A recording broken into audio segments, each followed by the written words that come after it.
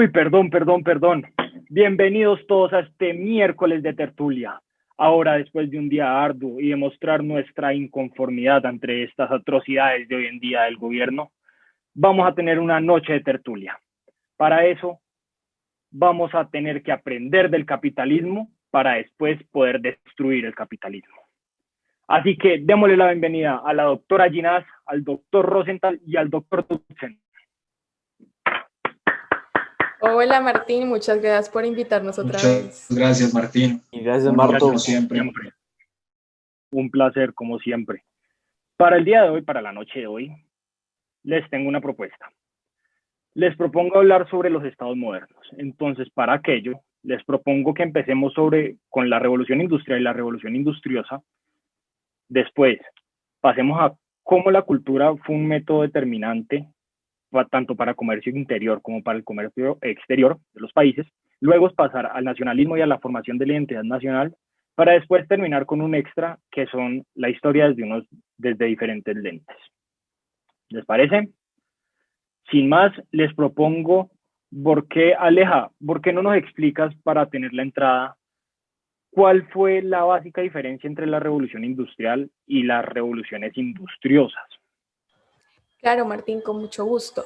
Pues en primer lugar, la revolución industrial usualmente es tomada como un hecho histórico muy importante dentro de la revolución y dentro de la conformación del Estado moderno. Tanto así que ha ido opacando muchos otros hitos históricos que realmente toman un poco más de importancia, como lo son las revoluciones industriosas. Este es un concepto que fue desarrollado por el historiador holandés Jan de Vries, que básicamente trata en decir que la utilización de la mano de obra familiar de forma un poco más eficaz mediante la compra de bienes y servicios de fuera de la casa es lo que hace que este desarrollo moderno se vaya dando dentro de las ciudades. Entonces, cuando esto sucede, las familias adquieren nuevos paquetes de bienes de consumo que generan más productividad y mayor satisfacción social. Un pequeño ejemplo sería, si yo soy una persona que ha estado toda mi vida en mi casa solamente consumiendo lo que produzco yo dentro de mi hogar, una vez vaya por fuera de mi círculo familiar a adquirir bienes, esto va a crear un efecto dominó más o menos que me va a llevar a adquirir más bienes. Por lo menos, si yo nunca en mi vida había comido un huevo y quiero comprarme un huevo, entonces necesito sal, que yo no consumía sal, necesito un plato, necesito cubiertos, todos estos se vienen creando y van a ser parte de los valores del consumidor y van a ser parte de lo que el consumidor va a querer más y los deseos van a ir cambiando, lo que va a llevar a una mayor producción dentro de los lugares que se forman estas revoluciones. Muy bacano, no sé si Alan o Michael tienen algo para comentar al respecto. Yo sí, completamente de acuerdo con lo que dijo la doctora Ginás, es completamente cierto. Se le da mucha importancia a algo que la verdad no lo es. Y eso va de la mano, o sea, en ese momento de las revoluciones industriosas es donde se ve como la sed de progreso que tiene el ser humano y que quiere más y que quiere obtener diferentes cosas y quiere probar nuevas cosas con el fin de satisfacer su necesidad básica como de bienestar. Y todo esto se nace cuando se da esa transición de nómada a sedentario, que es como cuando ya empieza a ver más allá del día a día, como a querer ir viendo más hacia el futuro. Sí, completamente de acuerdo. Básicamente la revolución industriosa se veía un poco más como una revolución hacia el lado del consumidor, mientras que la revolución industrial fue una revolución hacia el lado del productor, porque es lo que se revolucionaron fueron los mecanismos de producir, mientras que en la revolución industriosa se revolucionaron los mecanismos de demanda y los deseos del consumidor. Súper, Aleja, y eso me da pie de paso para el siguiente tema, y es la cultura como factor de incentivo en el comercio exterior y en el comercio interior. Tú hablando de la revolución industriosa, diciendo que es la revolución del consumidor. El consumidor consume en base a una sociedad y lo que lo rodea, según lo que tiene alrededor. Eso de por sí va formando una cultura, una identidad, una cultura social que se va adaptando y va siendo fruto para la generación de un comercio que vamos a tratar. No me quiero extender, pero no sé si alguno de ustedes quiere complementar en esto o poner ejemplos. Claro, mi querido Martín, es un fenómeno que hemos visto históricamente y que da paso a todas estas revoluciones de las que estamos hablando. Por ejemplo, un país del que no conocemos tanto a nivel industrialización es China, ¿cierto? Y en China la revolución industrial también se dio a partir de las necesidades de consumo, de que era una sociedad que comenzó a ver cómo consumía la aristocracia china, querían escalar en ese nivel social a través de cómo se vestían, qué era lo que consumían. Y a partir de eso fue que se generó una demanda mucho mayor de todos estos productos. Lo mismo Japón, como bien nos cuenta la lectura, una sociedad de samuráis. Hay una serie en Netflix muy buena que está contando la historia de todos los samuráis. Que se tienen, llama... no me acuerdo el nombre, se los debo. No. Se la aporto en el foro, pero bueno. El punto es que cuenta la historia de todos estos samuráis que también eran unos tipos no muy amables. Creo que toda esta cultura del honor y del protocolo generó también una demanda entre vestimentas, entre cómo se veían. Y esto lo seguimos viendo hoy en día, o sea, por eso es tan importante este tema hoy en día. Lo que consumimos, somos libres de consumir los productos que compramos o nos los venden, la cultura del consumo. Si es que lo que consumimos nos vuelve lo que somos como nación, ¿qué carajos nos vamos a volver con tanto Miniso? Es absurdo. Menciono la foto de mi camarada Ginás con su fondo de revolución china, la revolución del té, que también es un ejemplo de cómo esta revolución, que de pronto no se habla tanto, se dio también en China y fue completamente vital allá. No sé si alguno de mis camaradas quiere hablar.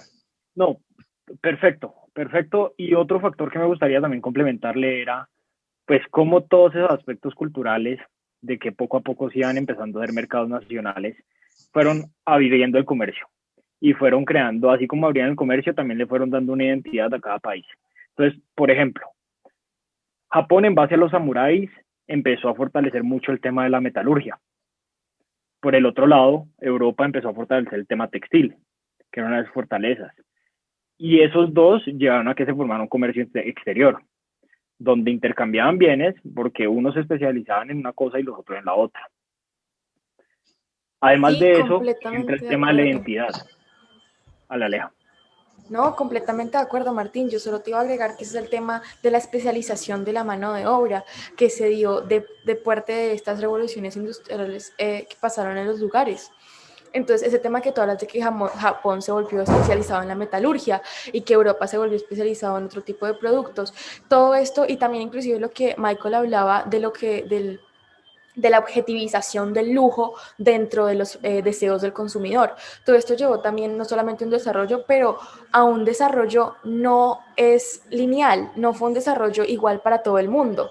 Nos me gustaría hablar un poco del tema de cuál fue la diferencia realmente entre el desarrollo de Europa y el desarrollo de países africanos o asiáticos, que fue lo que hizo esta diferencia, o sea, no solamente dentro del desarrollo comercial, pero como está hablando Martín, el desarrollo de la identidad.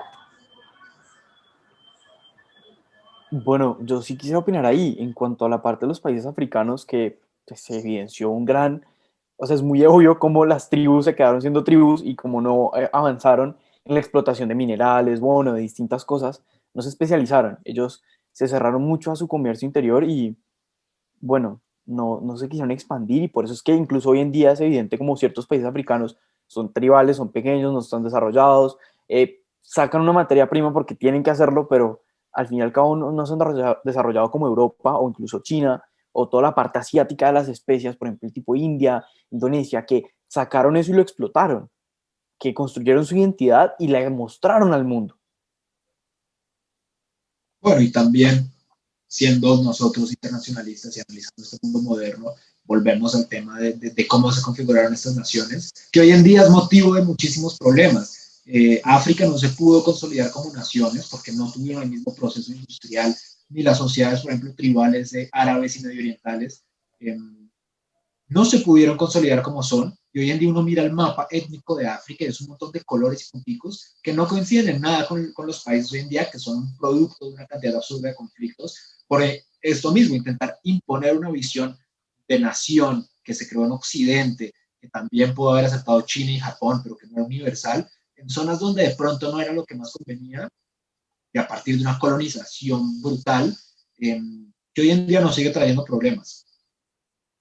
Y podemos ver cómo aquí en América, pues todo eso, o sea, los europeos llegaron y nos inculcaron hasta eso y es por eso que me atrevo a decir que hoy en día tenemos países como tal formados, porque si no, estaríamos como África, tribus por todo lado y un montón de diferentes dialectos y culturas que no tendrían nada en común.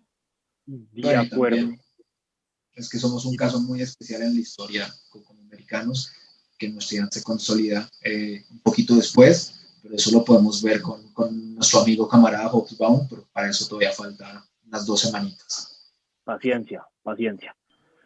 Bueno, sin más, muchachos, último recalco que me gustaría hacer para ver cómo es la consolidación de esa identidad en esta época, y se ve en 1707, por ejemplo, con la constante exportación e intercambio de mercancías inglesa hacia Escocia, cómo eso dio el primer paso para que los dos países se terminaran uniendo y empezaran a consolidar una identidad. Y también no sé si alguno quiere hacer un último comentario para cerrar, porque nos está acabando el tiempo. Pues, si quieren, yo hago un pequeño comentario y termina Michael. Básicamente lo que tú hablabas de la especialización y del comercio exterior, todo esto también empezó a funcionar cuando las economías se empezaron a especializar y empezaron a crecer. Entonces las cosas que estaban pasando, las revoluciones industriales dentro de cada país se empezaron a conectar entre sí. Ya las personas que estaban en Japón no solamente pues estaban especializados en hacer espadas samuráis y en la metalurgia, pero necesitaban telas, por lo menos, para hacerse los vestidos samuráis que querían emanar de otras clases sociales. Y es por esto que se empezó a dar mucho el comercio exterior, y como tú decías, uno de los ejemplos más claros que tenemos es el de Escocia con Inglaterra, que así fue que empezó como su comercio exterior, y que se dio luego más tarde esa especialización y esa diferenciación entre un país y el otro. Empezó ese concepto de otredad dentro de los países, lo que formó y sustentó y reforzó la identidad de cada uno de los países. Y trayéndolo a presente, lo mismo puede, o sea, podemos tomar este caso de Inglaterra y Escocia para pensar en conflictos de hoy en día, que de pronto relacionar económicamente estos países puede llegar a ser una solución entre China y Estados Unidos, entre Irán y sus diferentes conflictos en el Medio Oriente, que Inglaterra y Escocia eran dos naciones con muchísimos problemas, pero a través del dinero, la mercancía y la cooperación económica fue que lograron reconciliarse un poco. Bueno, muchachos, sin más, no sé si alguien tenga algún comentario por fuera de la tertulia, o si nos despedimos, vamos a descansar, hoy fue un día pesado.